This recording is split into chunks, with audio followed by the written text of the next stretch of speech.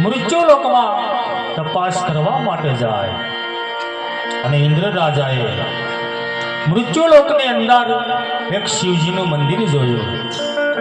એ મંદિરની અંદર કોઈ તપસ્વી તપ કરતો હોય એવું લાગ્યું. ત્યારે ઇન્દ્ર રાજા એ તપસ્વી પાસે પધારે છે.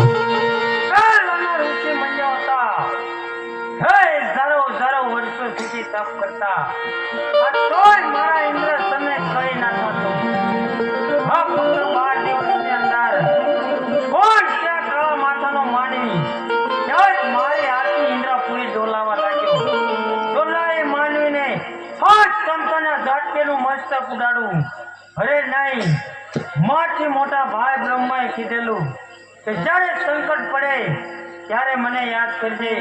લાય મારા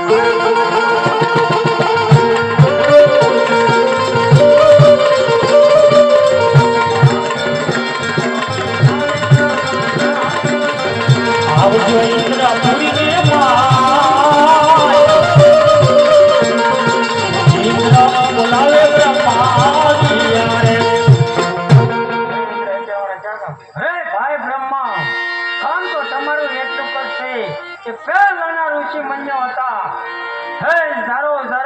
સુધી તપ કરતા. આ તોય મારા ઇન્દ્ર તને કઈ ના થતું.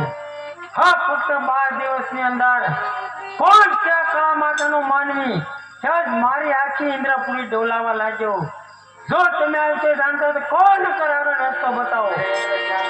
આ વિશે હું કાંઈ નથી જાણતો. મારથી મોટા વિષ્ણુ તો ભાઈ વિષ્ણુને યાદ કરો.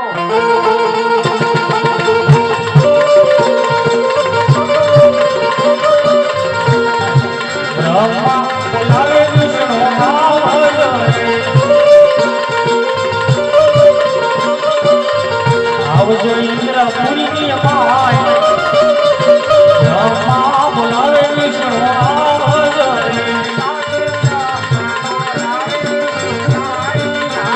આવ્યા ઇન્દ્રપુરી ની માય બ્રહ્મા બોલાવે વિષ્ણુ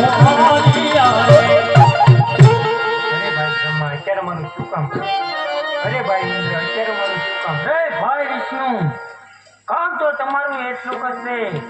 પહેલાના ઋષિ મુનિઓ હતા. હે હજારો વર્ષો સુધી તપ કરતા.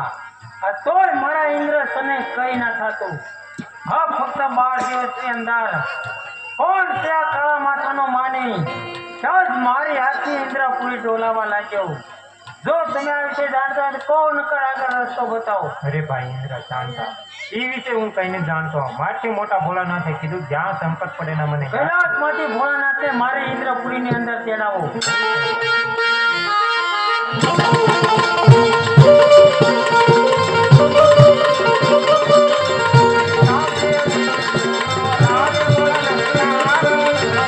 આવજો ઇન્દ્રપુરી ની માય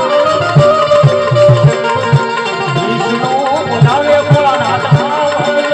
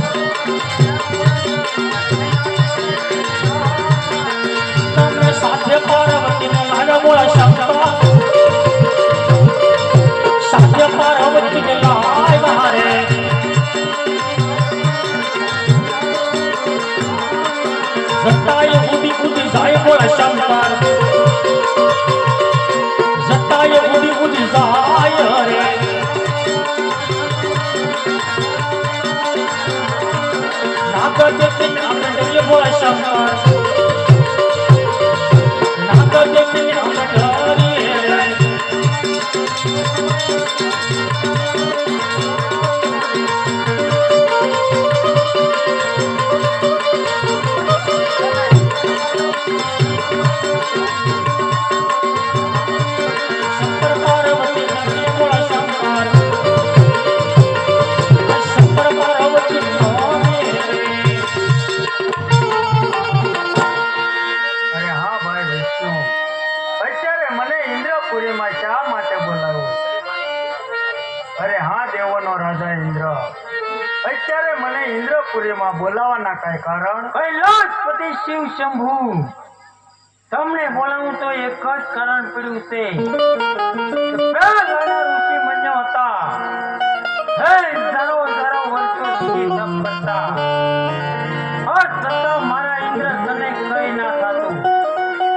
હા, ફક્ત 12 દિવસની અંદર કોણ તે કાળા માથાનો માનવી આજ મારી હાથથી ઇન્દ્રપુરી ડોલાવા લઈ જવું? તું કોઈ એને મારું ઇન્દ્રધન જોતું છે એમ?